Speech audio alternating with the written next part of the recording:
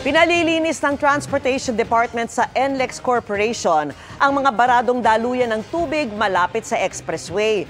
Yan po ay para hindi na maulit ang hanggang 12 oras na kalbaryo dahil sa baha roon kamakailan. Nakatutok si Joseph Moro. Nagmistulang ilog ang ilang bahagi ng North Luzon Expressway o NLEX nang manalasa ang bagyong Krising na sinamahan ng epekto ng habagat. Kung hindi nalubog sa baha, naipit ng 6 hanggang 12 oras sa mga sasakyan.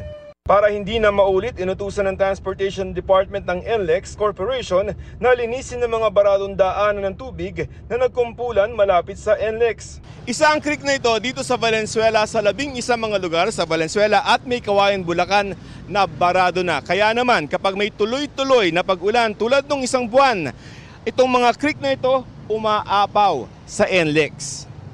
Tulad dito sa Mapulang Lupa Creek na katabi lamang ng NLEX na nasa 1 kilometro rin na daanan ng tubig.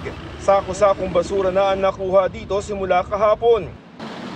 Mababaw na rin ang creek dahil sa burak ng ilang bahagi tumigas na. Itong ginagawa namin, clearing and dredging, sabay na.